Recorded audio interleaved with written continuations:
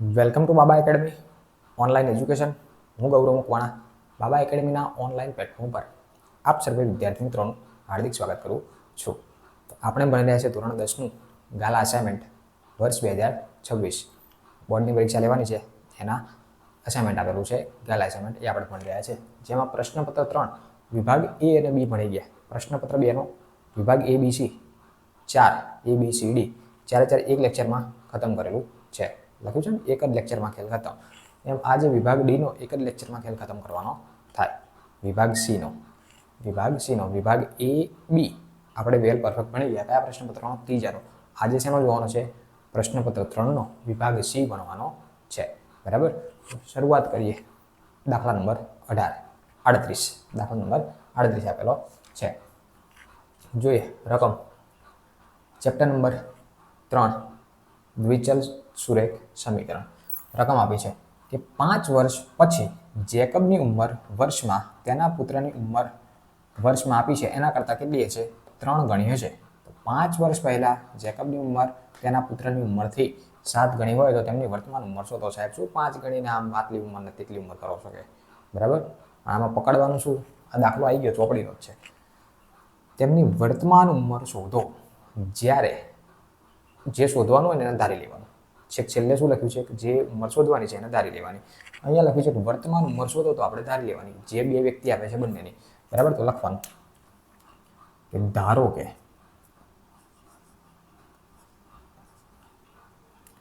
ધારો કે કોની જેકબ, એક છે જેકબ અને એક એનો પુત્ર. ધારો કે જેકબની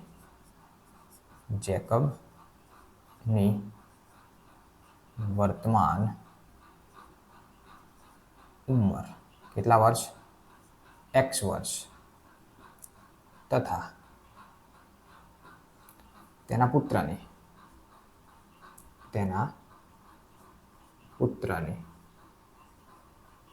વર્તમાન ઉંમર y વર્ષ છે. બોલો, કમ્પ્લીટ આટલું? જે શોધવાનું છે એને ધારી લેવાનું.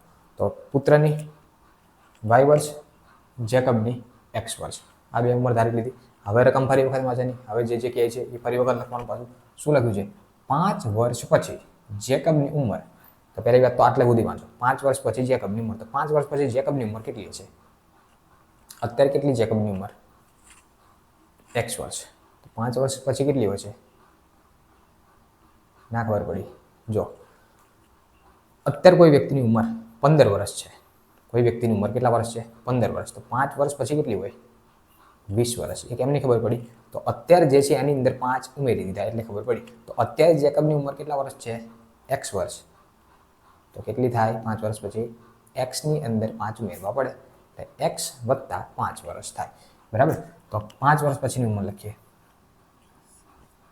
જેકબની 5 વર્ષ પછીની ઉંમર x પ્લસ 5 વર્ષ. અને પુત્રની કેટલી થાય? તથા પુત્રની 5 વર્ષ પછીની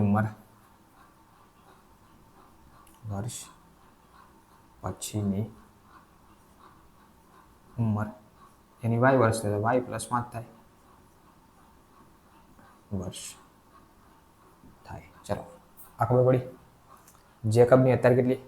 x વર્ષ છે. 5 વર્ષ પછી x પ્લસ 5. પુત્રની કેટલી અત્યારે? y વર્ષ. તો 5 વર્ષ પછી y પ્લસ 5. ચલો, આ બે વસ્તુ ખબર પડી. બરાબર, તો આ વસ્તુ થઈ ગઈ. જુઓ, જેકબની ઉંમર પુત્રની ઉંમર કરતાં 7 ગણી. હવે 7 ગણી વાળું વસ્તુ બાકી. બરાબર, તો 7 ગણી વાળું લખી નાખીએ. ચાલો, એટલે એક સમીકરણ મળશે. બરાબર, પણ કઈ 7 ગણી ઉંમર કીધી છે? 5 વર્ષ પછીની ઉંમર છે. બરાબર, તો હવે અહીંયા લખીએ આપણે આગળ. હવે કારણ કે સમીકરણ બનાવવાનું છે. હવે જેકબની ઉંમર તેના પુત્રની ઉંમર કરતાં 7 ગણી થશે. બરાબર, 5 વર્ષ પછી 5 વર્ષ પછી જેકબની ઉંમર તેના પુત્રની ઉંમર કરતાં 7 ગણી થશે. કેટલા ગણી થશે? 7 ગણી. તો હવે આ જે લખ્યું એને સમીકરણ સ્વરૂપે બતાવવાનું. કેના સ્વરૂપે? સમીકરણ સ્વરૂપે. તો ચાલો આ 5 વર્ષ પછીની ઉંમરની વાત કરે તો એક બાજુ હું લખું, આ બાજુ લખું જેકબ. ચલો ખબર પડે. એટલે આ છે જેકબ, આ બાજુ છે એનો પુત્ર. આ બાજુ છે જેકબ અને એનો પુત્ર. જેકબની 5 વર્ષ પછીની ઉંમર કેટલી? જેકબની 5 વર્ષ પછીની ઉંમર આ રહી છે x વત્તા 5. x વત્તા 5. પુત્રની 5 વર્ષ પછીની ઉંમર કેટલી? y વત્તા 5. y વત્તા 5. ચલો હવે આ બંને બરાબર કહેવાય? મારે બરાબર બતાવો છું, લખી પણ નાખું. ચલો આ બંને બરાબર કહેવાય? કહેવાય કે ના કહેવાય?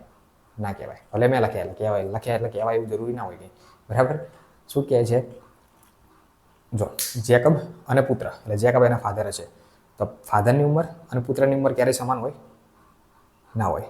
5 વર્ષ પછી કહો તો 5 વર્ષ પછી કંઈ ફાધરની ઉંમર 5 વર્ષ પછી +5 થશે તો કંઈ પુત્ર કંઈ ત્યાં સ્ટોપ નહીં હોય. એની ઉંમર પણ 5 વર્ષ પછી 5 પ્લસ થવાની ને, એટલે એ શું થવાની? સમાન નહીં થાય. પણ સમાન ક્યારે થાય છે? 5 વર્ષ પછી. ક્યારે સમાન થાય છે? 5 વર્ષ પછી જેકબની ઉંમર જે કંઈ છે આ રહી x + 5 અને પુત્રની ઉંમર જે કંઈ છે એના કરતાં 7 ગણી થશે, ત્યારે સમાન થાય. જેકબની ઉંમર પુત્રની ઉંમર કરતાં 7 ગણી છે. અને સમજો બરાબર, જેકબની ઉંમર પુત્રની ઉંમર કરતાં 7 ગણી છે, એટલે આ તો 7 ગણી છે. તમારે બરાબર બતાવો હોય તો આને ગુણવા પડે 7, ત્યારે વચ્ચે બરાબર લખી શકાય. એટલે પુત્રને હું 7 વડે ગુણાકાર કરું તો વચ્ચે બરાબર લખી શકાય. બરાબર. ચલો તો હવે અહીંયા એક સમીકરણ મળશે. આ શું છે? x + 5 બરાબર આને અંદર ગુણી નાખો. 7y 7 × 5 = 35 + 35. સમીકરણ બનાવવું હોય તો શું કરશો? xy વાળા એક બાજુ, xy વગરના એક બાજુ છે. x આ બાજુ આવે -7y, આ પેલી બાજુ જાય 35 - 5. તો માટે x - 7y બરાબર 30. આ બને સમીકરણ નંબર 1. તો સમીકરણ 1 તમને ખબર પડી હોવી જોઈએ. કમ્પ્લીટ. સમીકરણ 1 બન્યું. હવે 3 માર્કના દાખલા, 4 માર્કના દાખલા આવશે. બરાબર. એટલે થોડું લાંબુ લાગશે. ચાલો આ સમીકરણ 1 બન્યું. હવે સમીકરણ 2 ક્યાંથી બનશે? આ 7 ગણી થાય ત્યાં સુધી પતી ગયું આપણું કામકાજ. સોરી, ભૂલ થઈ. 3 ગણી હતી. બરાબર. જો વાંચવામાં ભૂલ થઈ. 5 વર્ષ પછી જેકબની ઉંમર તેના પુત્રની ઉંમર કરતાં 3 ગણી છે. કેટલા ગણી છે? 3 ગણી. તો પુત્રની ઉંમર, આ બધું બરાબર છે. અહીંયા ખાલી 3 લખવાના. 3 ગણી. તો અહીંયા કેટલી થાય? 3 ગણી. હા 3 થઈ ગયા. 3 અંદર ગુણાય. જો અહીંયા મિસ્ટેક થઈ મારી. બરાબર. ઉપરનું નીચે વાંચી લીધું. 3 × 5 = 15. એટલે અહીંયા થઈ જાય 15. આ y આ બાજુ આવે એટલે 3y થાય. 5 પેલી બાજુ જાય. 15 - 5 થાય એટલે 3y. આના થઈ જશે 10. હવે બરાબર. અહીંયા મિસ્ટેક ક્યાં થઈ મારી વાંચવામાં? અહીંયા સુધી વાંચ્યું, પછી આ એક લાઈન વચ્ચેની રહી ગયા. 3 ગણી જગ્યાએ 7 ગણી વાંચી લીધું. બરાબર. જો વસ્તુ એકની એક લખી 3 ગણી 7 ગણી રકમ ત્યાં સુધી વાંચી, પછી નીચે આવી ગયા. બરાબર. ભૂલ થઈ એના બદલ સોરી, માફી ચાહીશ. બરાબર. ભૂલ થઈ શકે. ચાલો હવે બરાબર. ચાલો હવે આગળ જોઈએ. 5 વર્ષ પહેલાં. તો 5 વર્ષ પહેલાંની ઉંમર શું હોવી જોઈએ? બરાબર. હવે જગ્યા ઓછી છે એટલે થોડું વાંધો નહીં. જોઈએ. ચલો તો ઇરેઝ કરી નાખીશું. આ 5 વર્ષ પછીની વાત થઈ ગઈ. હવે 5 વર્ષ પહેલાં. તો હવે જે આ પ્રમાણે લખ્યું એ જ પ્રમાણે લખવાનું. જેકબની 5 વર્ષ પછીની ઉંમર, તો આપણે લખવાનું જેકબની 5 વર્ષ પહેલાંની ઉંમર. ચલો 5 વર્ષ પહેલાંની ઉંમર કેટલી હોય? આજે કોઈ વ્યક્તિની ઉંમર 15 વર્ષ છે, તો 5 વર્ષ પહેલાં કેટલી હશે? 10 વર્ષ. કેમની ખબર પડી? અત્યારમાંથી 5 કાઢી નાખ્યા. અત્યારે 15 છે, તેમાંથી 5 કાઢી નાખ્યા તો 10 વધે. તો અત્યારે હાલની ઉંમર, વર્તમાન ઉંમર કેટલી છે? x. તો એમાંથી 5 શું કરવાના? બાદ કરવાના. જેમ પ્લસ કરીએ ને, તો જેકબની 5 વર્ષ પહેલાંની ઉંમર x - 5 વર્ષ તથા પુત્રની, હવે અહીંયા નીચે લખું એટલે આ બાજુ આપણને જગ્યા મળી છે, તથા પુત્રની 5 વર્ષ પહેલાંની ઉંમર. પુત્રની અત્યારે હાલ y છે તો y - 5 વર્ષ થાય. વર્ષ થાય. બરાબર. હવે શું કીધું? 5 વર્ષ પહેલાંની જેકબની ઉંમર તેના પુત્રની ઉંમર કરતાં 7 ગણી છે. 7 ગણી હવે અહીંયા છે. હમણાં 7 ભૂલથી વંચાઈ ગયું. 3 હતું ઓલરેડી. બરાબર, કારણ કે અહીંયા 3 હતું, એ જગ્યાએ પેલું વાંચીને સીધું અહીંયા હું પહોંચી ગયું, એવું થયું એટલા માટે. ચલો હવે લખવાનું. હવે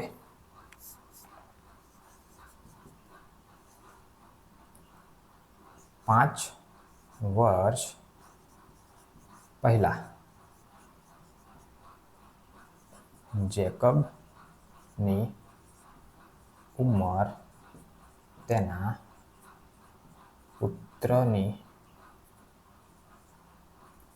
ઉંમર કરતાં 7 ગણી થશે. કેટલા ગણી થશે? 7 ગણી થશે. તો હવે આને મારે સમીકરણ સ્વરૂપે બતાવવું છે. તો હું અહીંયા લખીશ. હવે આ બાજુ જેમ આ લખ્યું એ જ પ્રમાણે, એક બાજુ જેકબ, એક બાજુ એના પુત્ર. તો અહીંયા હું લખું જેકબ, જેકબ, એક બાજુ એના લખો પુત્ર. ચાલો, જેકબની કેટલા વર્ષ? 5 વર્ષ પહેલાની ઉંમર કેટલી છે? 5 વર્ષ પહેલાની આ લખીએ આપણે. જો 5 વર્ષ પહેલાની જેકબની ઉંમર x - 5 છે. તો આ કેટલી છે? x - 5. પુત્રની 5 વર્ષ પહેલા શું હોય? y - 5. આ બંને મારે બરાબર બતાવે છે. તો બરાબર કહી શકાય? ના કહી શકાય. મેં ભલે લખ્યા, આપણે કહી શકાય નહીં. પણ બરાબર કહેવા માટેની કન્ડિશન અહીંયા મૂકી છે કે 5 વર્ષ પહેલા જેકબની ઉંમર પુત્રની ઉંમર કરતાં 7 ગણી હતી. એટલે કે જે જેકબની ઉંમર છે પુત્ર કરતાં 7 ગણી હતી. આ હતી તો ગુણવાના કોને? પુત્રને. તો બરાબર થાય. તો શું થાય? બરાબર. જો એક અહીંયા લખું ઉદાહરણ, એટલે ખ્યાલ આવે. આ બાજુ 15 છે, આ બાજુ 3 છે. તો 15 ને બરાબર 3 કહેવાય કોઈ દિવસ? 15 બરાબર 3 કહેવાય નહીં. આવું કહી શકાય કે આના કરતાં આ 5 ગણા છે. તો બરાબર કહેવાય તો આને 5 વડે ગુણવા પડે. તો 5 તરી 15 અહીંયા થાય. એટલે કે 3 કરતાં 15 5 ગણા છે. તો આ તો છે, એમ આના કરતાં આ 7 ગણું છે. તો આ જેકબ 7 ગણો જ છે, તો આને ગુણવાના 7 વડે. એમ આપણે આને 5 વડે ગુણ્યા, એમ આને 7 વડે ગુણવાના. આઈ હોપ કે તમને હવે ખબર પડી હશે. ઇરેજ. ચાલો કમ્પ્લીટ. હવે જોઈએ સમીકરણ બનશે. માટે x - 5 બરાબર, આને અંદર ગુણ નાખીએ. 7y 7 × 35 - 35. y વાળા બદલાઈએ. x આ બાજુ આવે એટલે -7y. આ પેલી બાજુ જાય એટલે આ -35. આ બાજુ આવે એટલે +5. તો માટે x - 7y બરાબર -30. આ જે સમીકરણ નંબર 2 કહેવાય આને. તો એક સમીકરણ આ મળ્યું અને એક સમીકરણ આ મળ્યું. તો પહેલી વાત તો સમીકરણ લાવવાના અને પછી આદેશ કે લોકની રીતે ગણતરી કરવાની. તો આ સમીકરણ 1 અને 2 કેવી રીતે આવ્યું? આઈ હોપ કે તમને વ્યવસ્થિત ખબર પડી હશે. બરાબર. હવે દાખલાની ગણતરી કરવાની છે.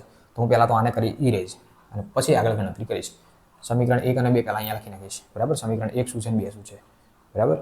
તો આ હું ઇરેજ કરી નાખીશ. તમારે સ્ક્રીનશોટ લેવો હોય તો લઈ શકો છો. સ્ક્રીનશોટ લઈ લો. 1 2 3 ડન. ચલો બરાબર. હવે આટલી વસ્તુને હું ઇરેજ કરી નાખીશ. પછી આ સમીકરણ 1 અને 2 જે છે એનો ઉકેલ આદેશની રીતે મેળવશું. કઈ રીતે? આદેશની રીતે. કેમ સાહેબ આદેશની રીતે, લોકની રીતે કેમ નહીં? તો આની પછીનો જે દાખલો આવે છે લોકની રીતનો જ છે. તો બંને પછી એકનું એક ડબલ વાત ના થાય. એટલે આદેશ આમાં થઈ જશે, લોપ આમાં થઈ જશે. બરાબર. તો આ સમીકરણ હું બંને અલગથી લખી અને પછી ગણતરી કરું. ચલો સમીકરણ 1 અને 2 લખાઈએ. હવે સમીકરણ 1 અને 2 ની ઉકેલ આદેશની રીતે ઉકેલવાનું છે. બરાબર. તો સમીકરણ 1 લખવાનું. 1 કાં તો 2 ગમે તે એકમાં લઈ લેવાનું, પણ એક જ રીતે યાદ રાખવાની. લખવાનું કે સમીકરણ 1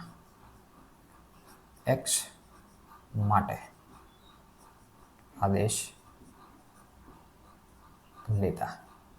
ચાલો સમીકરણ 1 જેવું છે એવું પહેલાં લખી નાખો. તો સમીકરણ 1 શું છે? આ રહ્યું x - 3y બરાબર 10. આ એક સમીકરણ છે. x માટે આદેશ લેવાનો મતલબ શું? કે x બરાબર જવાબ આવવો જોઈએ. તો લખો માટે આ x આ પેલી બાજુ જાય તો 10 + 3y. આ બન્યું અને સમીકરણ નંબર 3 આપી દો. x બરાબર જવાબ આવી ગયો તો આદેશ લેવાઈ ગયો.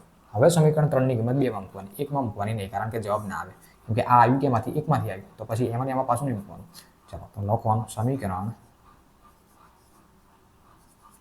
3 ની કિંમત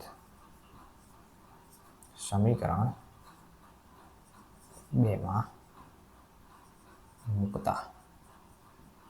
ચલો સમીકરણ 2 છે એને પહેલાં લખી નાખો. સમીકરણ 2 શું આપ્યું? x - 7y બરાબર -30. આ બીજું સમીકરણ છે. આની અંદર એકની કિંમત મૂકવાની. એકની કિંમત એટલે શું કે x હોય ત્યાં 10 + 3y મૂકવાના. આની અંદર જ્યાં x દેખાય ત્યાં કેટલા મૂકવાના? 10 + 3y. તો આ x છે તો અહીંયા શું લખીશ? 10 + 3y. આની જગ્યાએ લખ્યું. પછી બધું એવું ને એવું -7y બરાબર -30. આ એવું ને એવું. આને કંઈ કરવાનું નહીં. ચાલો આ 10 એમના એમ. આ બંને ટોટલ શું થાય? +3 -7 તો -4y બરાબર -30. આ 10 પેલી બાજુ જાય તો -4y બરાબર -30 -10 -4y બરાબર ટોટલ થાય -40. માઇનસ માઇનસ પ્લસ થઈ ગયા. y બરાબર આ 4 ભાગાકારમાં જાય 40/4. તો y નું મૂલ્ય કેટલું મળ્યું? 4 × 10 = 40. 10 y નું મૂલ્ય કેટલું મળ્યું? 10. કમ્પ્લીટ. ચાલો આ ખબર પડી. હવે y ની કિંમત સમીકરણ 1 માં મૂકો, 2 માં મૂકો, 3 માં મૂકો, x ની કિંમત મળી જશે. બરાબર. y ની કિંમત છે 1 માં મૂકો તો એ જવાબ આવી જાય, 2 માં મૂકો તો એ જવાબ આવી જાય, 3 માં મૂકો તો એ જવાબ આવી જાય. પણ ખાલી જે 3 આવ્યું હોય એની કિંમત જેમાંથી આવી હોય એમાં નહીં મૂકવાની. કદાચ 3 સમીકરણ તમે 2 માંથી લાવ્યા હોય તો 3 ની કિંમત 1 માં મૂકવાની. 3 સમીકરણ 1 માંથી લાવ્યા હોય તો 3 ની કિંમત 2 માં મૂકવાની. આટલું ધ્યાન રાખવાનું. પણ y ની કિંમત આવે પછી કોઈ પણ મૂકી દેવાની. પણ મૂકવાની 3 માં તો જલ્દી જવાબ આવે. ચાલો તો હવે શું લખશો? હવે y ની કિંમત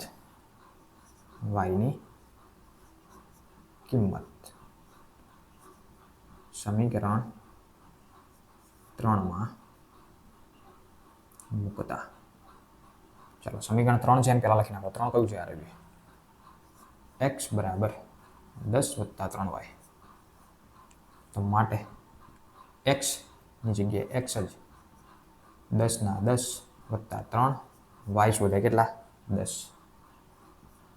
માટે x બરાબર 10 + 3 = 10 = 30. 30 નું 10 = 40. x ની કિંમત કેટલી મળી? 40. તો x અને y શું હતું? x અને y એટલે શું? તો કે પિતા અને પુત્રની ઉંમર જોઈ લો. તેમની વર્તમાન ઉંમર શું હતી? તો વર્તમાન ઉંમરની અંદર જેકબની હાલની ઉંમર શું હતી? જેકબની હાલની ઉંમર x વર્ષ ધારી હતી. તો x એટલે કેટલા મળે? 40 વર્ષ. તો જેકબની હાલની ઉંમર કેટલી હશે? 40 વર્ષ હશે. અને પુત્રની હાલની ઉંમર શું ધારી હતી? પુત્રની હાલની ઉંમર y લીધા હતા. તો y એટલે કેટલા મળે? 10 વર્ષ. તો જેકબ અને પુત્ર, જેકબની ઉંમર 40 વર્ષ અને પુત્રની ઉંમર 10 વર્ષ મળે છે. બરાબર. તો આગળ જોઈએ અને આ સમીકરણ પરથી આદેશની રીતે ઉકેલ. બરાબર. તો આ દાખલો અહીંયા 38 નંબર પૂરો થાય. જો આટલું વેલ પરફેક્ટ વ્યવસ્થિત લખાણ પદ્ધતિથી આજે મેં લખ્યું એ પ્રમાણે ગણ્યું હોય તો 3 માર્ક રોકડા મળે. રોકડા લઈ જાઓ. બરાબર. એ રીતે ચલો જોઈએ આની પછીનો દાખલો. હવે ચલો 39 નંબર છે આ જ ચેપ્ટરનો. બરાબર. એટલે આગળનો દાખલો મેં કયો ગણાવ્યો? આદેશની રીતે. આ લોપની રીતે આવે છે ને એટલા માટે લખાણ લખી છે. નીચે આપેલ દ્વિચલ સુરેખ સમીકરણનો ઉકેલ લોપની રીતે મેળવો. એટલે અહીંયા સ્પષ્ટતા કરી. લોપની રીતે મેળવો તો પછી આદેશ ગણશો ને તો એ ખોટું પાડશે. આદેશ ગણો લોપ ગણો જવાબ એક જ આવે. બરાબર. પણ આદેશ ગણશો તો ખોટું પાડશે. કેમ કે તમને સ્પષ્ટતા કરી દીધી. ખાલી એટલું લખ્યું હોય કે આપેલ સમીકરણનો ઉકેલ મેળવો તો પછી કોઈ પણ રીતે ગણી શકો. પણ અહીંયા સ્પષ્ટતા લોપની કરી છે તો લોપની રીતે તમારે ગણતરી કરવી પડે. ચાલો હવે આની અંદર લોપ માટે સમીકરણ બનાવીએ. આ જે સમીકરણ છે તો આને લખીએ 3x - 5y. આ 4ને હું પેલી વાર લઈ જાઉં એટલે આ બરાબરની આ બાજુ આવે એટલે 4 થાય ને આ સમીકરણ 1 બને. એ જ પ્રમાણે આ બાજુ આ 9x તો છે 9x. આ 2y ને આ બાદ લાવો -2y અને 7 ત્યાં છે 7. આ બંને સમીકરણ નંબર 2. સમીકરણ 1 અને 2 સેમ થઈ ગયા. બરાબર. તો સમીકરણ 1 અને 2 નો લોપની રીતે ઉકેલ મેળવવાનો થાય કીધો.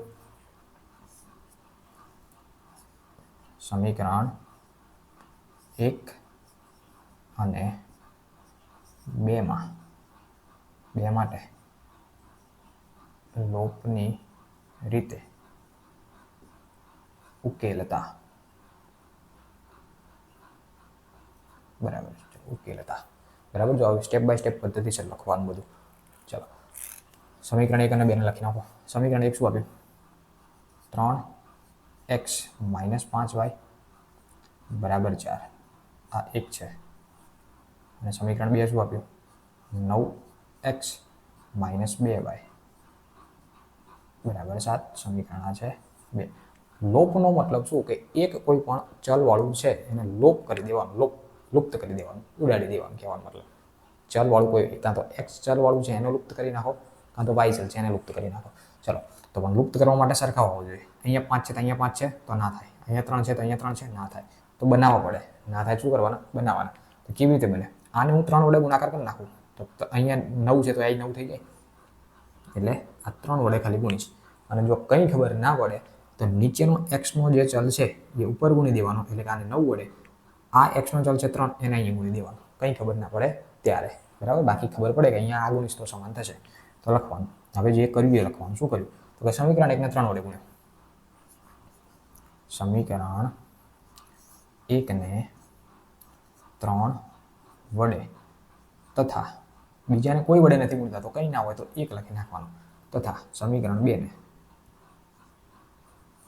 ને 1 વડે ગુણતા ચાલો કમ્પ્લીટ 1 ને 3 વડે બીજાને 1 પણ વડે નહીં એટલે ખાલી 1 વડે ગુણતા ચલો આને હું 3 વડે ગુણાકાર કરું તો 3 તરી 9x થાય આ 5 તરી 15 પણ આ માઇનસ 15y થાય બરાબર 4 તરી 12 ચલો તો આ પહેલું સમીકરણ છે એને 3 વડે ગુણાઈ ગયું બીજાને 1 વડે એટલે 1 વડેનો મતલબ એનો જ જવાબ આવે 9 એકુ 9 એટલે કે આ 9x થયા માઇનસ 2 એકુ 2 એટલે 2y થયા 7 એકુ 7 એટલે 7 થયા તો એનું જ થયું ચલો તો હવે ખાલી નિશાની ચેન્જ કરવાની પ્લસ હોય માઇનસ માઇનસ હોય તો પ્લસ આની આગળ પ્લસ છે તો કરવાના માઇનસ આ માઇનસ છે તો પ્લસ આની આગળ પ્લસ છે તો આ માઇનસ ખાલી નિશાની ચેન્જ કરો plus 9x minus 9x cancel plus 15 sorry minus 15 plus 2 એટલે કે 15 પ્લસ છે પ્લસ 15 માઇનસ છે ને પ્લસ 2 છે તો માઇનસ 13 થાય માઇનસ 13 બરાબર 12 માંથી 7 કાઢો 12 માઇનસ 7 12 માઇનસ 7 શું થાય 3 અને 2 5 ટોટલ થાય 5 તો y ની કિંમત શું મળશે y બરાબર માઇનસ સહિત ભાગાકારમાં જાય એટલે માઇનસ 5/13 મળે y બરાબર શું મળે માઇનસ 5/13 ખબર પડી આટલી ચાલો હવે y નું મૂલ્ય સમીકરણ 1 કાં તો 2 ગમે તે એકમાં મૂકી દે એટલે x નું મૂલ્ય મળી જાય લખવાનું કે હવે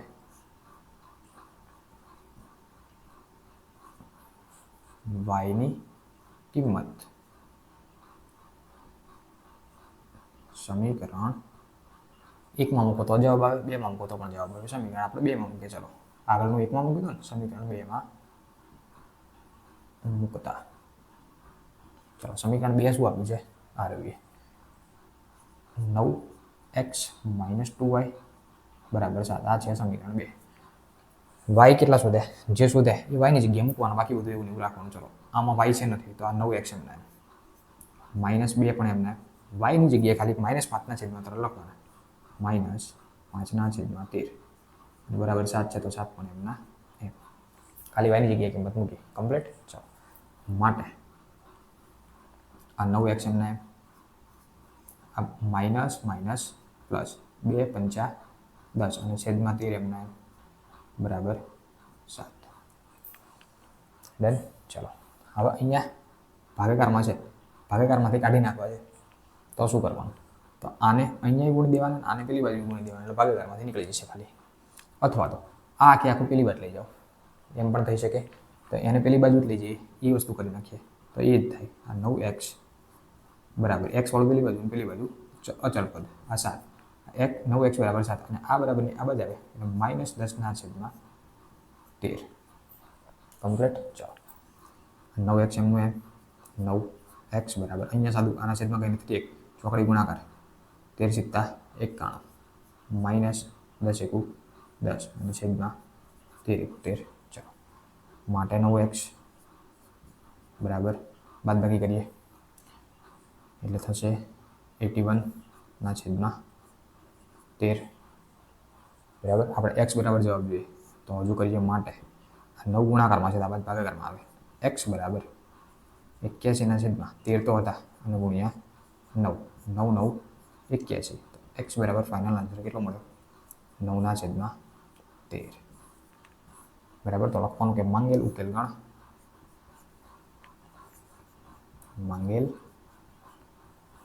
ઉકેલ ગણ એક્સ વાય બરાબર એક્સ એટલે કેટલા? 9/13. વાય એટલે કેટલા? -5/13 મળે. બોલો કમ્પ્લીટ. તો આ હતી લોપની રીત પદ્ધતિસર આ રીતે. બરાબર. આટલું લખો તો તમને 3 માર્ક રોકડા મળે. કમ્પ્લીટ. ચાલો જોઈએ હવે અને પછી નેક્સ્ટ. ચાલો 40 નંબર છે સમાંતર શ્રેણી, ચેપ્ટર નંબર 5. રકમ છે કે સમાંતર શ્રેણીનું બીજું અને ત્રીજું પદ અનુક્રમે 14 અને 18 હોય તો સમાંતર શ્રેણીના પ્રથમ 51 પદોનો સરવાળો શોધો. સમાંતર શ્રેણી કઈ દીધી, કઈ છે નહીં કીધી, ખાલી પદ કીધું. બીજું પદ કીધું અને ચોથું પદ કીધું. ત્રીજું પદ સોરી બીજું અને ત્રીજું. બીજું છે 14, ત્રીજું છે 18. આ બે પદ ખબર છે તો 51 પદોનો સરવાળો શોધો. બરાબર. તો પહેલા જે આપ્યું એનો લખીએ આપણે. બરાબર. બીજું પદ આપ્યું. બરાબર. શ્રેણીનું કયું પદ? બીજું પદ. બીજા પદને શું કહેવાય? A2 કહેવાય. શું કહેવાય? A2. બીજું પદ આપ્યું કેટલું? A2 એટલે કેટલા? બીજું પદ એટલે 14 અને ત્રીજું પદ એટલે 18. બરાબર. અનુક્રમે કીધું ને ત્રીજું પદ એટલે 18. A3 બરાબર 18. આ બે વસ્તુ આપેલ હોય તો 51 પદોનો સરવાળો એટલે કે S51 51 equal to question mark. આ થઈ રકમ. આટલી વસ્તુ આપી છે. બરાબર. હવે 51 પદોનો સરવાળો શોધવા માટે આપણને સરવાળાનું સૂત્ર ખબર છે. Sn બરાબર n/2 એટલે n તો ખબર પડી કે S51 એટલે કે n51 છે. બરાબર. n/2 કૌંસમાં 2a + n-1d. હવે 2a એ નથી ખબર, n ખબર છે -1 અને d પણ નથી ખબર. તો a અને d ક્યાંથી મળશે? આ બે પદ આપ્યા ને આની અંદરથી મળશે. પછી તમે આ શોધી શકશો. ત્યાં સુધી શોધાશે નહીં. કમ્પ્લીટ. તો a અને d શોધીએ. ચલો હવે આ પદ આપ્યું તો લખીએ. બીજું પદ છે આ A2 ને શું કહેવાય? A2 આપ્યું છે એને કહેવાય શું? તો A2 માટે પહેલા તો લખીએ વ્યવસ્થિત કે A2 માટે શું કહેવાય? તો કે A2 બરાબર a + d કહેવાય. પણ A2 આપ્યા કેટલા? 14. તો માટે 14 બરાબર a + d કહેવાય. સમીકરણ નંબર 1 હું આને આપું. બરાબર. એવી જ રીતે A3 માટે A3 એટલે શું કહેવાય? A3 બરાબર a + 2d કહેવાય. પણ A3 કેટલા આપ્યા? A3 એટલે 18 આપ્યા. 18 બરાબર a + 2d અને સમીકરણ 2 કહીએ. ખબર પડી કે ના પડી? તો હવે લખીએ સમીકરણ 1 અને 2 ને ઉકેલતા જે આદેશને લોપ કરો ને એ પ્રમાણે જ અહીંયા થશે. પણ એવું નહીં લખવાનું કે આદેશની રીતે ઉકેલતા. એ આ ચેપ્ટર નથી પાછું. ચાલો તો સમીકરણ 1 અને 2 ને ઉકેલતા એવું લખીએ. સમીકરણ 1 અને 2 ને ઉકેલતા. ચલો સમીકરણ 1 અને 2 ને મારે ઉકેલવું છે. તો 1 જે છે એને લખો. 1 શું આપ્યું? a + d બરાબર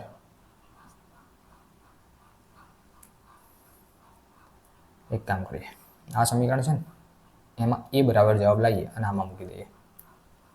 બરાબર. જો ધ્યાન આપો. a બરાબર જવાબ લાવીએ. બરાબર. જો આ બરાબર જ છે. આ રીતે આ લોપ થઈ ગયા. બરાબર. લોપની રીત થઈ જાય. અને આ જે સમીકરણ 1 આને આપ્યું ને આને નથી આપ્યું. એક સ્ટેપ આગળ લખીએ થોડું. અહીંયા લખું છું સાઈડમાં ધ્યાન આપજો. માટે આ d છે બરાબર ની આ બાજુ આવે તો a બરાબર 14 - d થાય. આ ખબર પડી? d બરાબર ની આ બાજુ આવે શું થાય? a - 14d. આના સમીકરણ હું 1 કહી દઉં.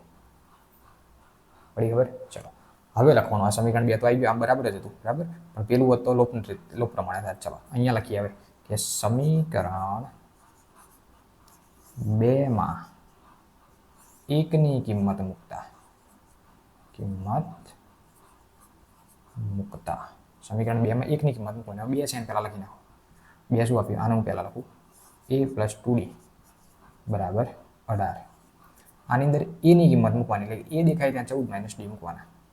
એટલે આ a છે એની જગ્યાએ શું મૂકવાનું? 14 - d.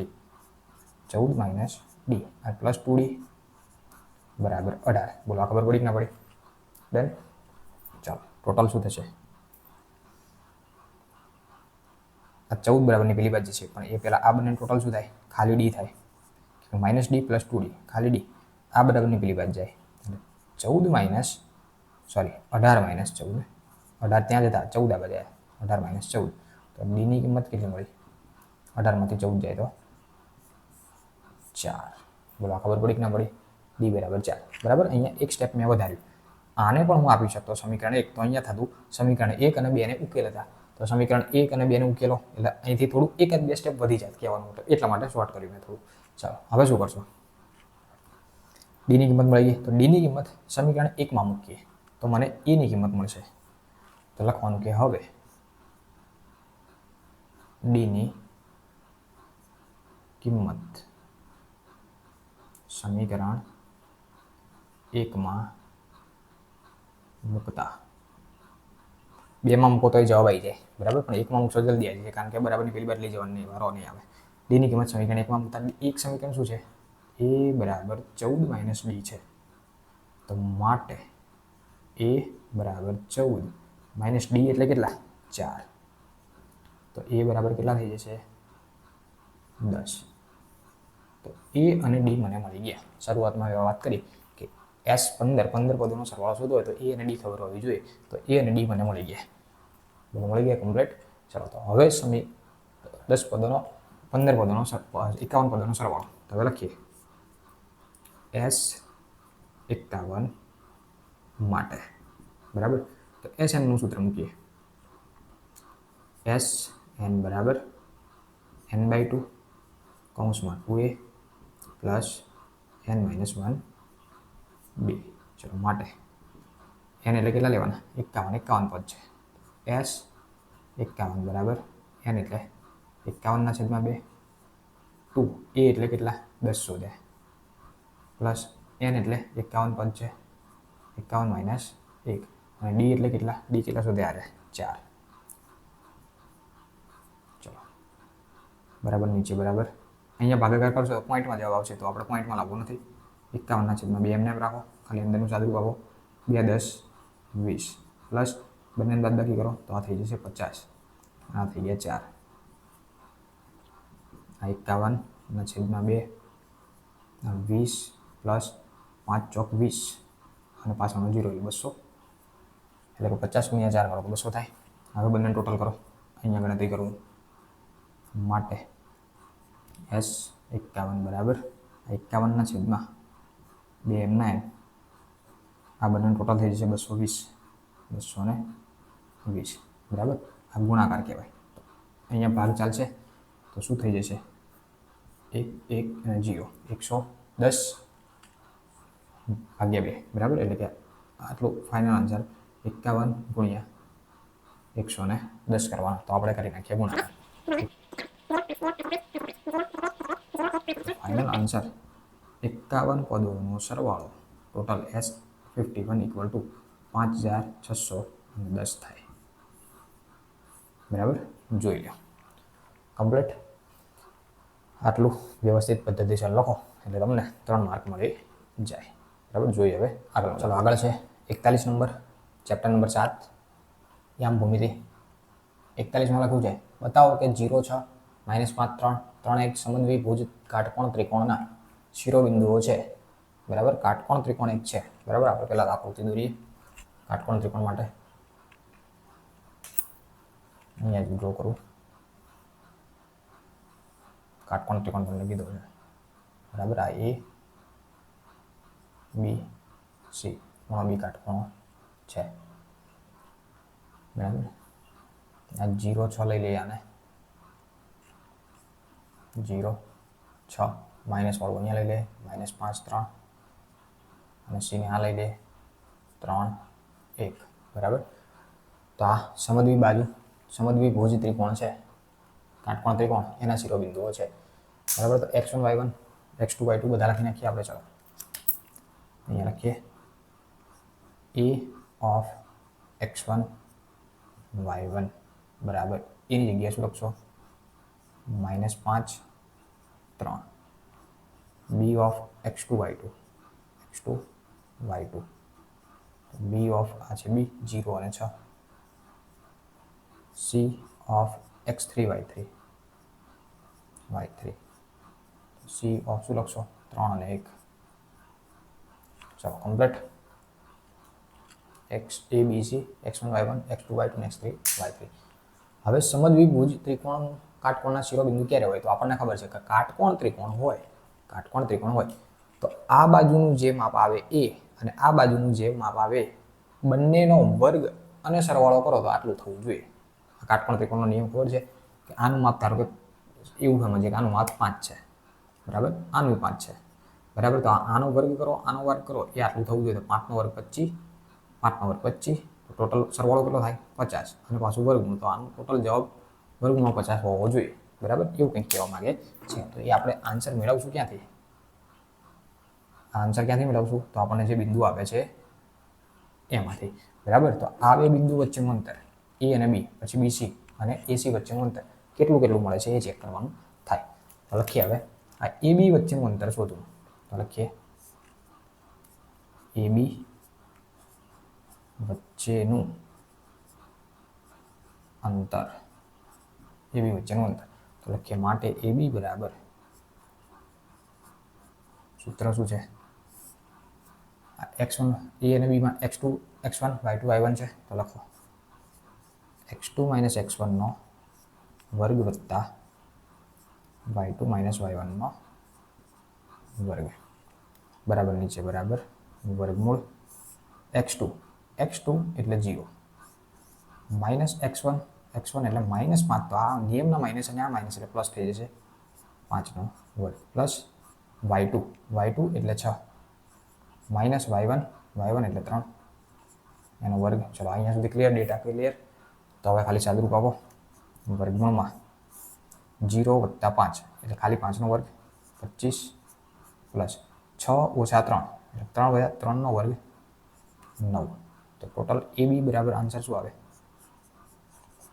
એ બી બરાબર વર્ગમૂળમાં 30 ને 4 34 બરાબર તો એ બી બરાબર વચ્ચેનું અંતર કેટલું છે 34 તો એ થી બી વચ્ચેનું અંતર કેટલું વર્ગમૂળમાં 34 કેટલું વર્ગમૂળમાં 34 હવે બી અને સી વચ્ચેનું અંતર શોધીએ કોણ વચ્ચે બી અને સી વચ્ચે અહીંયા લખીએ બીસી વચ્ચેનું અંતર ચલો બી અને સી આ છે ચલો બી અને સી માટે હા x3 x2 તો માટે લખીએ માટે બી થી સી વચ્ચેનું અંતર વર્ગમૂળમાં x3 - x2 નો વર્ગ પ્લસ y3 - y2 નો વર્ગ બરાબર ચલો બરાબર નીચે બરાબર વર્ગમૂળમાં x3 એટલે 3 માઇનસ x2 એટલે 0 નો વર્ગ પ્લસ y3 એટલે 1 માઇનસ y1 એટલે 6 જો આ ડેટા આગા પાછળના થઈ જાય ને પછી ખોટું આવશે પાછું બરાબર વ્યવસ્થિત લખજો બરાબર નીચે બરાબર વર્ગમૂળમાં 3 - 0 અને એનો વર્ગ 3 - 0 એટલે 3 3 નો વર્ગ 9 1 માઇનસ 6 એટલે -5 -5 નો વર્ગ કરો તો એ પ્લસ જ થવાના 25 બંને ટોટલ કેટલું થઈ ગયું BC બરાબર વર્ગમૂળમાં 34 તો આ પણ કેટલું મળ્યું વર્ગમૂળમાં 34 આ બંને સરખા મળે સમદ્વિ ભુજ ત્રિકોણ કીધા ને બરાબર ચાલો બંને સરખા ચાલો એટલે બે બાજુઓ સરખી છે એવું કહેવાય તો હવે આનો વર્ગ અને બંનેનો સરવાળો બરાબર ચાલો હવે અહીં તો સીધી મૌખિક જવાબ આપણે ગણતરી કરવાની જ છે પણ મૌખિક જવાબ આપણે લાવી શકીએ કઈ રીતે વર્ગમૂળ 34 અને એનો વર્ગ કરો તો શું થાય ખાલી 34 જ થાય વર્ગમૂળ 34 એનો વર્ગ કરો તો કેટલા થાય ખાલી 34 જ થાય તો 34 + 34 ત્યાં વર્ગ કરીને તો બંનેનો ટોટલ કેટલો થાય 4 ને 4 8 3 3 6 68 આ કેટલા થાય 68 √68 આટલું થાય આ મૌખિક લાવ્યો હવે ગણતરી કરીને બાકી હતું ચાલો હવે ગણતરી કરીએ કોણ એસી વચ્ચેનું અંતર એસી વચ્ચેનું અંતર ચલો એ અને સી એ અને સી એટલે x3 x1 y3 y1 બરાબર. આ વ્યવસ્થિત ચેક કરી લઉં. એ સી બરાબર વર્ગમૂળમાં x3 માઇનસ x1નો વર્ગ પ્લસ y3 માઇનસ y1નો વર્ગ બરાબર. ચાલો કિંમત મૂકીએ માટે એ સી બરાબર વર્ગમૂળ x3. જો x3 એટલે 3, x1 એટલે -5. તો આ 3 માઇનસ આ નિયમના માઇનસ અને આ -5 એટલે +5 થાય એનો વર્ગ પ્લસ y3 એટલે 1, y1 એટલે 3. તો 1 માઇનસ 3નો વર્ગ થાય કમ્પ્લીટ. ચાલો બરાબર નીચે બરાબર વર્ગમૂળમાં 3 ને 5 8, 8નો વર્ગ પ્લસ -2નો વર્ગ 8નો વર્ગ 64 પ્લસ 2નો વર્ગ 4. તો એસી કેટલા મળે? √68. બોલો મળ્યા કે ના મળે? હા મળી ગયા બરાબર. તો આના માટે શું લખી શકાય? આ શું કહે છે? સમદ્વિભુજ કાટકોણ ત્રિકોણના શિરોબિંદુઓ છે તેમ દર્શાવો. બરાબર એવું છે એમ દર્શાવો એટલે કે સાબિત કરો કીધું હતું બરાબર. તો એના માટે આપણે લખી શકીએ કે આ જે છે બે બાજુઓ સમાન છે. કઈ કઈ? તો કે AB બરાબર BC. આ બે બાજુઓ સમાન છે. કઈ કઈ? AB અને BC. કેટલી? વર્ગમૂળ 34 બરાબર. અને AB નો વર્ગ કરો પ્લસ BC નો વર્ગ કરો. AB નો વર્ગ પ્લસ BC નો વર્ગ. આ બંનેના વર્ગનો સરવાળો કરો તો AC નો વર્ગ મળે. AC નો વર્ગ મળે બરાબર. ચેક કરવું હોય તો કરી જોઈએ. આના નીચે જ AB નો વર્ગ AB અને BC એટલે કે વર્ગમૂળમાં 34 એનો વર્ગ કરો. BC એટલે વર્ગમૂળમાં 34 એનો વર્ગ કરો તો વર્ગમૂળમાં 64 થાય 68. સોરી વર્ગમૂળમાં 68 થાય કે ના થાય ચેક કરી લે. આનો વર્ગ એટલે 34 ના 34. આનો વર્ગ એટલે 34 ના 34. વર્ગમૂળ 64નો વર્ગ એટલે 68. તો આ બંને ટોટલ 68 થઈ જાય બરાબર. તો આ રીતે આ સાબિત થયું. વ્યવસ્થિત એક નજર નાખી લો. SS લેવો તો SS લઈ લો બરાબર. પછી જોઈએ હવે નેક્સ્ટ આગળનો દાખલો. ચલો 42 નંબર છે. x અક્ષ આ પણ સમાન યામ ભૂમિતિનો x અક્ષના બિંદુઓ કીધા. x અક્ષ બિંદુઓ કયા છે? 1 -5 -4 5 ને જોડતા રેખાખંડનું કયા ગુણોત્તરમાં વિભાજન કરે? એટલે કે આ બંને રેખાખંડ જોડે ગુણોત્તર કયો બને છે એ શોધવાનું. એટલે કે m1 જેમ m2 કેવો થાય એ શોધવાનું. અને વિભાજન કરતા બિંદુના m પણ શોધો બરાબર. આકૃતિ કંઈક આવી થશે. જો આ એક છે એ બિંદુ, આ છે બી બિંદુ. A of 1 - 5, B of -4 5 બરાબર. વિભાજન કરતા બિંદુઓના એમ કઈ જગ્યાએ વિભાજન થાય છે? મધ્ય બિંદુ છે કે આડું અવળું છે એવું ખબર નથી, પણ આપણે ખાલી મધ્યમાં દોર્યું. ધારો કે P બિંદુ છે. હવે x અક્ષનું વિભાજન એટલે કે x શોધવાનો અને y 0 હોય. જે અક્ષથી કીધું હોય એને શોધવાનો, બીજો હોય એ 0 હોય. x અક્ષથી વિભાજન કીધું એટલે કે x શોધવાનો, y 0 લેવાનો. ચાલો આટલી ખબર પડી. હવે શું શોધવાનું છે? રેખાખંડનું કયા ગુણોત્તરમાં વિભાજન કરે છે? એટલે કે m1 જેમ m2 માં વિભાજન થાય. m1 m2 તો એ આપણે શોધવાનો છે બરાબર. ચાલો બિંદુઓના નામકરણ પ્રમાણે લખી નાખીએ. આ A of x1 y1 x1 y1 બરાબર A of શું થશે? 1 -5 B of x2 y2 બરાબર B of -4 5 થાય બરાબર. x1 x2 y1 y2 ખબર પડી ગઈ. ચાલો હવે મધ્ય બિંદુ તો નથી. હવે ખબર ના પડે કે મધ્ય બિંદુ છે શું છે. m1 જેમ m2 વાળું સૂત્ર મૂકીએ બરાબર. ચાલો કયું બિંદુ? P of x0 બરાબર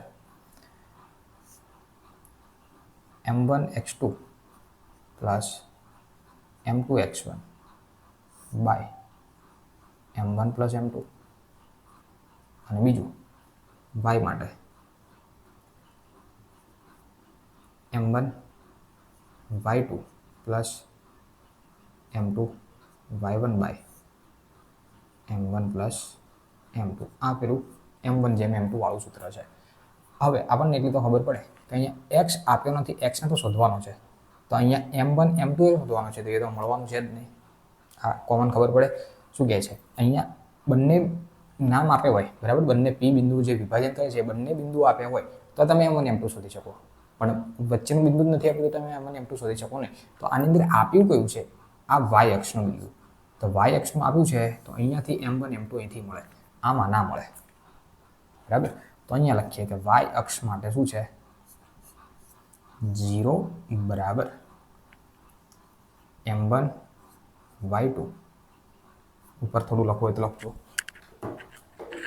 બરાબર, એટલે થોડું વ્યવસ્થિત થાય. આ યારો નહીં મારવાનો, બતાવવા માટે. ચાલો, y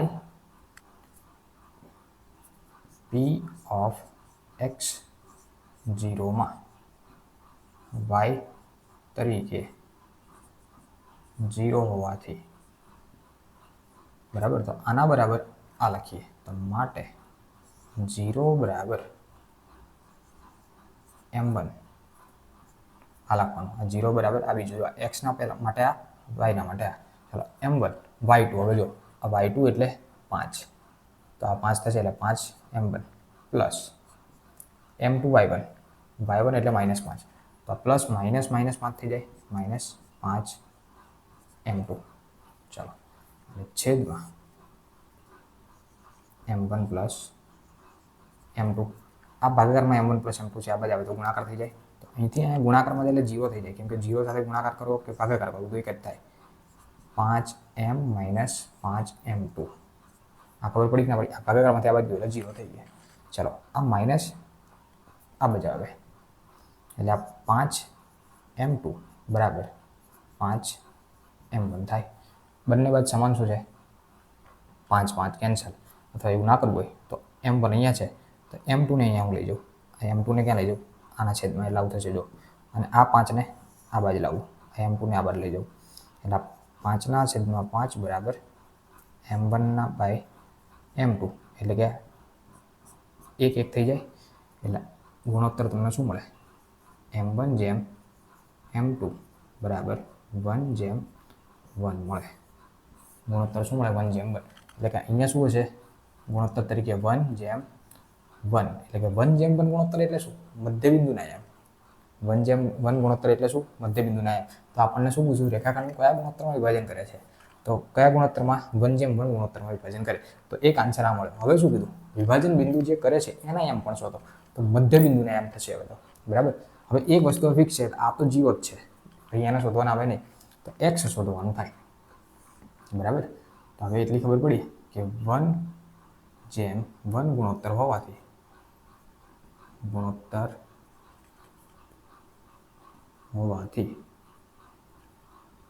મધ્યબિંદુના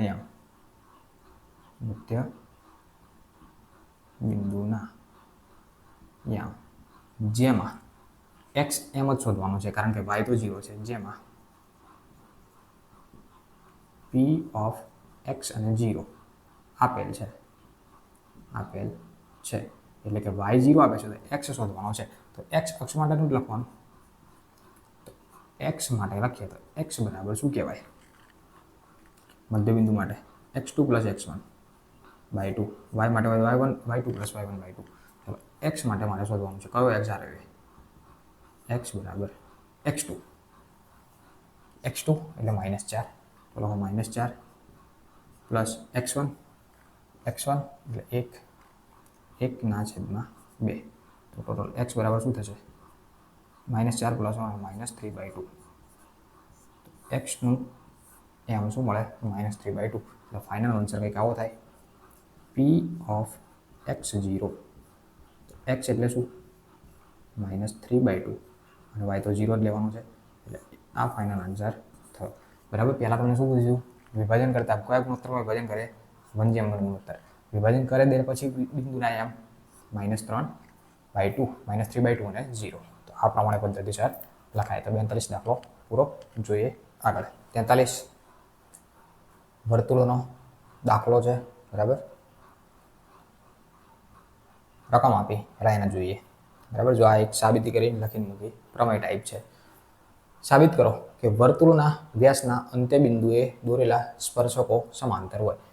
આ એક વર્તુળ છે. હવે આ એનો વ્યાસ છે, બરાબર. આડો દોર્યો હોય તો ઊભા સ્પર્શક દોરવાના, ઊભો દોર્યો હોય તો આડા સ્પર્શક દોરવાના, બરાબર. એટલે અહીંયા કેવી રીતે દોરેલું છે, એ બી એનો વ્યાસ છે. વર્તુળના વ્યાસના અંત્ય બિંદુએ, વર્તુળનું આ વ્યાસ છે એનું અંત્ય બિંદુ એટલે કે અહીંયા એક થાય અને એક અહીંયા થાય. અહીંયા દોરેલા જે સ્પર્શકો છે એ કેવા છે, સમાંતર છે, સમાંતર છે.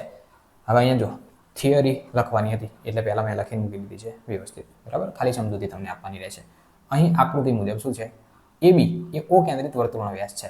આકૃતિની અંદર આ એ બી જે છે આ ઓ કેન્દ્રિત વર્તુળનો વ્યાસ છે એવું લખ્યું, જેવું દેખાય એવું લખ્યું.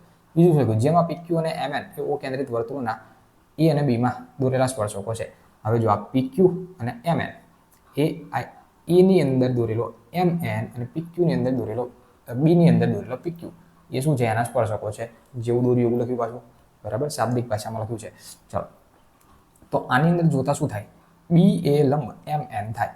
આ બીથી એ એમ એન ઉપર લંબ છે, કાટખૂણો બનાવે છે એવું કહેવા માંગે. આ ખબર પડી, બી એ લંબ એમ એન થાય એટલે એનો મતલબ શું થાય, ખૂણો એ એમ બી, સોરી એમ બી એ, એમ બી એ એટલે કે આ બાજુના ત્રિકોણની વાત છે, આટલો ભાગ બરાબર 90 થાય. કમ્પ્લીટ.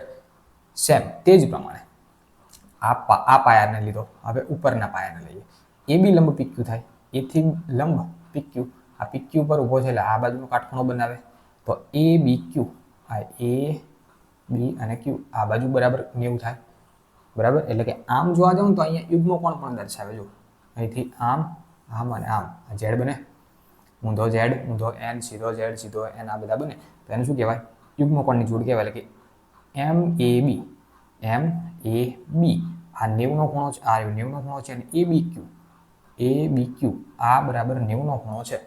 તથા બીજું શું એમાં દેખાય, એમ બી અને એ બી ક્યુ એ યુગ્મ કોણની જોડ પણ બતાવે છે, બરાબર. તો આ બધું 3-4 વસ્તુ બધી ભેગી થાય છે તો એ એવું જ દર્શાવે કે આ બંને રેખા કેવી છે, સમાંતર છે.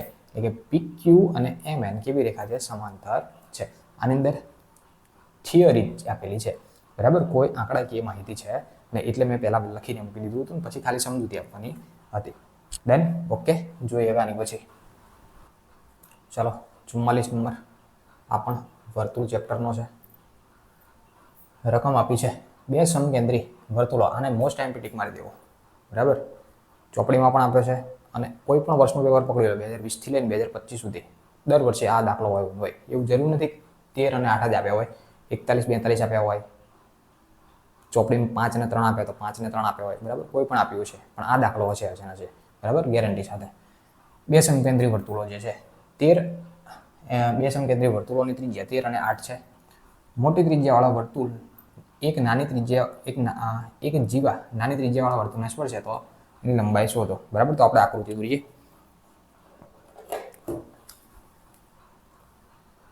આકૃતિમાં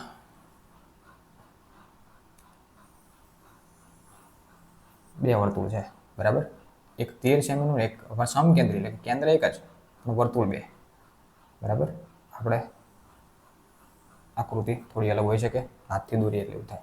ચાલો, એક 13 સેમી ત્રિજ્યાવાળું અને એક 8 સેમી ત્રિજ્યાવાળું. મોટી ત્રિજ્યા એટલે કઈ, અહીં બહારનું વર્તુળ. મોટી ત્રિજ્યાવાળા વર્તુળની એક જીવા અને મોટી ત્રિજ્યાની વર્તુળ છે એક જીવા નાના વર્તુળને સ્પર્શે છે.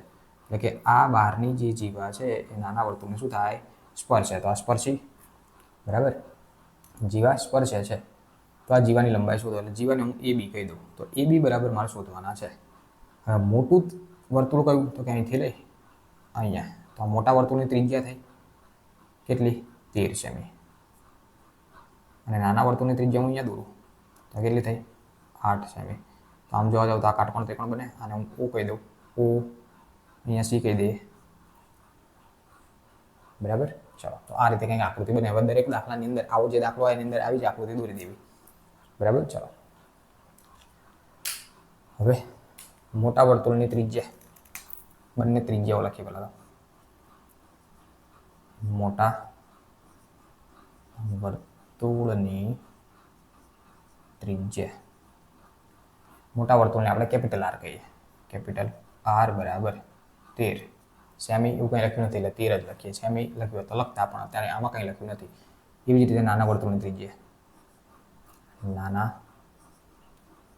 વર્તુળની ત્રિજ્યા એને સ્મોલ r કહીએ 8 હોય અને આ જીવા છે નાના વર્તુળને સ્પર્શે. એની જીવા નાના વર્તુળને સ્પર્શે. જીવાની લંબાઈ શું? જીવા એટલે એબીની લંબાઈ. AB બરાબર ક્વેશ્ચન માર્ક છે. જીવાની લંબાઈ AB બરાબર ક્વેશ્ચન માર્ક છે. ક્લિયર આટલું? ચાલો હવે અહીંયા એક ત્રિકોણ દેખાય. આ જે પ્રમાણે લખ્યું એ પ્રમાણે આકૃતિ દોરી તો એની અંદર મને એક ત્રિકોણ દેખાય. તો અહીંયા શું ત્રિકોણ દેખાય? તો લખવાનું કે ત્રિકોણ OCB અથવા તો OBCમાં ત્રિકોણ OBCમાં કેવો ત્રિકોણ છે? ખૂણો C બરાબર 90 કાટખૂણો છે. બરાબર. તો પાયથાગોરસનો નિયમ લાગુ કરીએ તો લખવાનું કે 90 પાયથાગોરસના નિયમ અનુસાર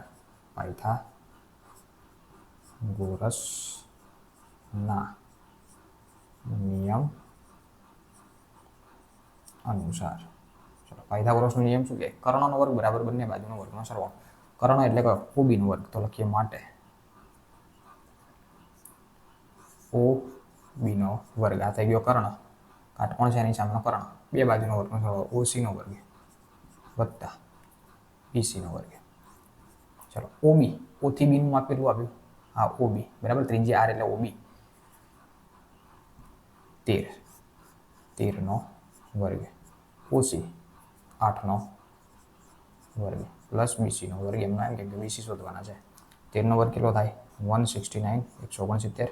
8નો વર્ગ 64 પ્લસ BCનો વર્ગ 64 આ બાજુ આવે 169 - 64 બરાબર BCનો વર્ગ. બંનેની બાદબાકી કરીએ એટલે કે BCનો વર્ગ બરાબર શું આવશે? 9 માંથી 4 જાય તો 5, 6 માંથી 6 જાય 0 અને આ 1. BCનો વર્ગ બરાબર 105. પણ માટે BC બરાબર કેટલા થશે? વર્ગમૂળમાં 105. કેમ વર્ગમૂળમાં? કારણ કે વર્ગ પેલી બાજુ જાય તો વર્ગમૂળ થાય અને 105 અને વર્ગમૂળ છે તો 105 કોઈનો વર્ગ થાય નહીં. એટલે વર્ગમૂળમાં 105 તમારે મૂકી દેવાના. પણ મને શું પૂછવું છે? જીવાની લંબાઈ. આ મને શું મળ્યું? BC. BC એટલે આટલું જ મળ્યું વર્ગમૂળમાં 105. બરાબર. તો આ બાજુનું માપ પણ કેટલું હોય? 105 જ હોય. તો લખીએ હવે જીવા AB શોધવા માટે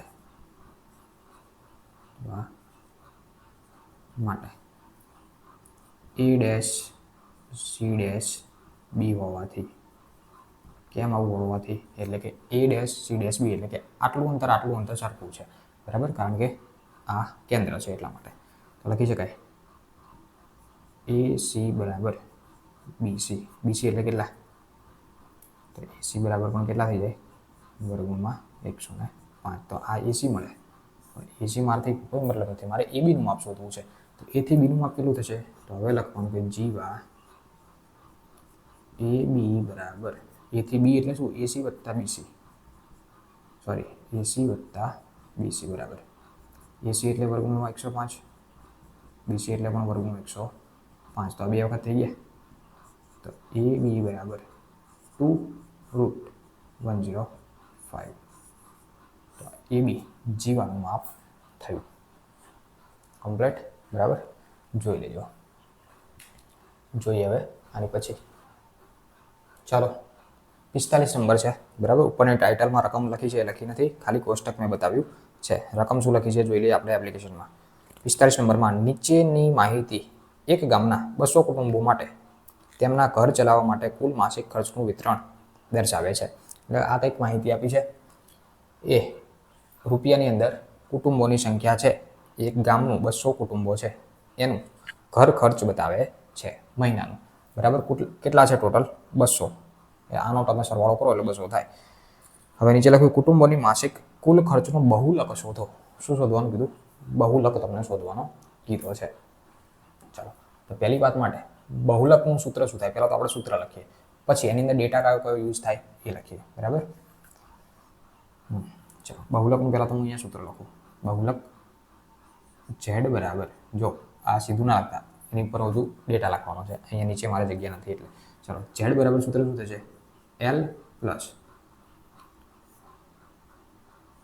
F1 માઇનસ F0 છેદમાં 2F1 minus F0 minus F2 ગુણ્યા H. આ બહુલક શોધવાનું સૂત્ર થાય. બરાબર. ચાલો તો આ શોધવાનું છે બહુલક. બહુલક એટલે કે ઝેડ શોધવાનો છે. બરાબર. અને ઝેડ બરાબર ક્વેશ્ચન માર્ક પછી એલ. એલ એટલે શું? એટલે સૂત્ર પહેલાં લખ્યું કેમ કે ડેટા પછી લખતા ભાવ એની અંદર જોઈ લો. ચલો એલ. એલ એટલે શું? તો એલ એટલે જે વર્ગ લંબાઈ છે, વર્ગ અંતરાલ એની અધસીમા. પણ કોની અધસીમા? બરાબર. આમાં તો ઘણી બધી આપી છે. તો મોટામાં મોટી આવૃત્તિ કઈ દેખાય? આ 33. કઈ દેખાય? 33. તો 33 ની અંદર 33 જ છે ને? સોરી 40. My mistake. બરાબર. ચાલો મોટામાં મોટી 40. ઓકે 40 જ છે. ચાલો મોટામાં મોટી આવૃત્તિ કઈ? 40. તો 40 ની અંદર જે વર્ગ લંબાઈ છે એની અધસીમા એટલે કે 1500 એને કહેવાય એલ. તો એલ એટલે થાય 1500. ચલો આ કમ્પ્લીટ. એલ થઈ ગયું. હવે F1 એટલે શું? તો કે જે મોટામાં મોટી આવૃત્તિ છે એને જ F1 કહેવાય. 40. F0 એટલે એના ઉપરના વર્ગની આવૃત્તિ. એટલે આવું યાદ રાખવાનું. આ 0, આ 1, આ 2. 0, 1, 2 આવું યાદ રાખવાનું. બરાબર. એટલે F0 કેટલા થશે? એની ઉપર 24. પછી F1 0 અને F2 કેટલા થશે? F2 બરાબર એની નીચે 33 થશે. ચલો કમ્પ્લીટ. હજુ H બાકી રહ્યો. તો H બરાબર વર્ગ લંબાઈ. આ વચ્ચેનો ગાળો કેટલાનો છે? તો 1000 થી 1500, 1500 થી 2000, 2000 થી 2500 એટલે 500 નો ગેપ છે. તો H કેટલા થાય? 500. બોલો કમ્પ્લીટ. તો હવે આ બધી કિંમતો સૂત્રમાં મૂકવાની અને જવાબ લાવવાનો. તો લોકો માટે Z બરાબર L એટલે કેટલા? 1500 પ્લસ F1 40 માઇનસ F0 24 છેદમાં 2F1 એટલે કે 2 કૌંસમાં 40 માઇનસ F0 એટલે 24 માઇનસ F2 એટલે 33 ગુણ્યા H એટલે 500.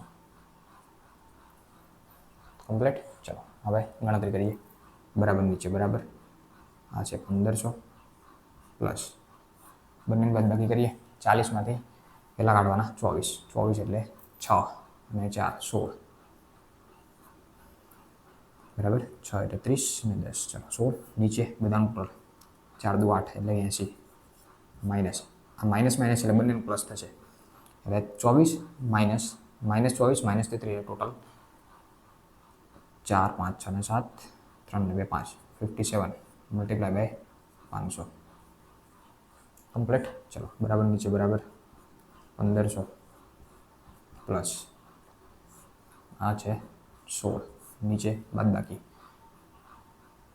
કરીએ એટલે 3 80 એટલે 23 મલ્ટીપ્લાય બાય 500. ચલો કમ્પ્લીટ. અહીંયા સુધી. હજુ આગળ ભાગ ચલાવીએ. ભાગ છે નો ભાગ 1500 ગણતરી કરીએ એમ. બરાબર. આ બંનેનો ગુણાકાર કરો કેમ કે અહીંયા છેદ ક્યાંય ઉઠતો નથી કેમ કે 23 કેવી સંખ્યા થઈ ગઈ? અવિભાજ્ય. કોઈના ઘડી એમ ના આવે. 16 × 85 એટલે 80 અને પાછળના 2 0 નીચે કરી નાખો 23. હવે આ બંનેનો ભાગાકાર કરો. પોઈન્ટમાં જવાબ લઈ દઈએ. બરાબર. આ બંનેનો કરી નાખીએ ભાગાકાર. જોઈએ.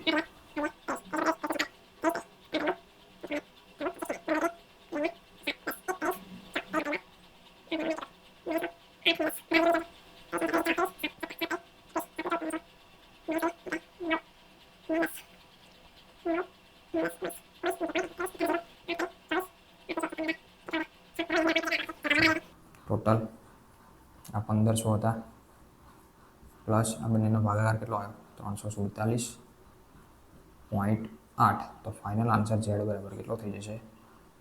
આનો સરવાળો એટલે કે 5 6 7 ને 8 1837.8. આ થઈ ગયો ફાઇનલ આન્સર. બોલો કમ્પ્લીટ. તો આટલો આટલું લખો એટલે વ્યવસ્થિત તમને 3 માર્ક મળે. બરાબર. તો હવે આની પછી લાસ્ટ દાખલો એટલે લેક્ચર એક જ લેક્ચરમાં પૂરું બધું જોઈએ લાસ્ટ. ચલો છેલ્લો અને 46મો દાખલો, આ લેક્ચરનો છેલ્લો દાખલો. બરાબર. આ મેં લખીને શું કામ, ખોટો ટાઈમ ના બગડે, આ ઓલરેડી ખબર જ છે. બરાબર. બે પાસાને ઉછાળો તો ટોટલ 36 પરિણામ આવે. 36 પરિણામ કયા કયા આવે એ મેં લખીને મૂક્યા. બરાબર. 1 1 1 2 1 3 1 4 1 5 1 6 2 1 2 2 એમ 6 સુધીના પરિણામો, ટોટલ 36 પરિણામો થાય. બરાબર. કુલ પરિણામ કેટલા થાય? 36. હવે આપણને શું પૂછ્યું છે ગણતરી એ જોઈએ. એક નંબરમાં કીધું 8 હોય તો એને લખીએ P ઓફ A. ઘટના એ લખવાને P ઓફ A તરીકે શું લખી શકો કે પાસા પર, હવે અહીંયા પૂછે તો સંખ્યાનો સરવાળો, એક ભૂરો અને એક રાખવાડી, બે પાસા છે, એક સાથે ઉછાળવાના. એક ભૂરો પાસો લાલ પાસો, બેને એક સાથે ઉછાળો. બરાબર. તો એકની પર એક આવે, બીજાની પર એક આવે, બીજાની પર 1 2 1 3 એમ શક્યતા કેટલી થાય? ટોટલ 36 શક્યતાઓ થાય. કેટલી શક્યતા હોય? 36 શક્યતાઓ થાય. તો પાસા ઉપરની સપાટી પર દેખાતી સંખ્યાનો સરવાળો પૂછ્યો. શું પૂછ્યો? સરવાળો 8 હોય તો લખીએ કે પાસા પર મળતો સરવાળો કેટલો હોય? 8 હોય. તે ઘટનાની સંભાવના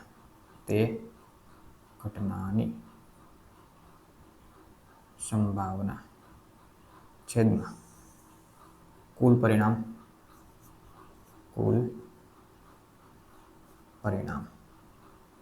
બરાબર. ચલો તો માટે P ઓફ A બરાબર કુલ પરિણામ તો આપણને ખબર છે કેટલા? 36. હવે સરવાળો પૂછ્યો, પાસા પરનો સરવાળો કેટલો હોય? 8 થવો જોઈએ. બરાબર. તો 8 જોઈએ. આ બંને સરવાળો 1 ને 1 2 3, 1 ને 3 4, 1 ને 4 5. તો પાસા પરનો સરવાળો 8 થયો તો અહીંયા 8 નથી થતો, આમાં જોઈએ તો અહીંયા 5 6 ને 2 8, અહીંયા 8 થાય. જો બરાબર. પછી આની અંદર 3 ને 5 8, અહીંયા સરવાળો 8 થાય. આની અંદર અહીંયા સરવાળો 8 થાય. આની અંદર અહીંયા સરવાળો, પછી રીધમ પકડાવી જોઈએ જો આમ થાય. પછી અહીંયા 6 ને 2 8 થાય. બરાબર. તો સરવાળો 8 કેટલી જગ્યાએ થાય? તો કે 1 2 3 4 ને 5, 5 જગ્યાએ 8 સરવાળો થાય. તો આનો આન્સર થયો 8/5/36. 8/36 પહેલાનો answer P of A. 2 number P of B. બીજામાં કીધું 13 હોય, સરવાળો 13 હોય તો આનું જ લખવાનું, ખાલી સરવાળો 13 હોય. પાસા પર મળતો સરવાળો 13 હોય તે ઘટનાની સંભાવના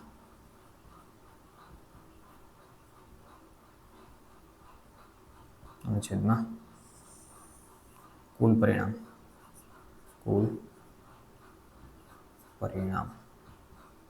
તો માટે P ઓફ B બરાબર કુલ પરિણામ તો 36, સરવાળો કેટલો પૂછ્યો? 13. તો સરવાળો 13 ક્યાં હોય? તો હવે ક્યાંય સરવાળો 13 ના હોય. કેમ? કારણ કે જો મોટી સંખ્યા 6 વાળી, તો 6 અને 6 નો સરવાળો કેટલો થઈ જાય? 12. તો પછી તો આગળ કશું આવતું જ નથી. તો સરવાળો 13 ક્યાંય ના હોય. તો આ શું થઈ ગયું? 0. સરવાળો 13 ક્યાં હોય? ક્યાંય ના હોય, 0. તો P ઓફ B આ કોઈ શક્યતા જ નથી, 0. અને 3 નંબર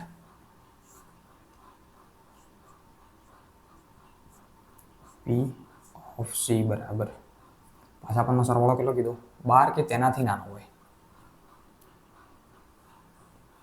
જો હવે આ પેલા લખી નાખીએ. પાસા પરનો સરવાળો 12 કે તેનાથી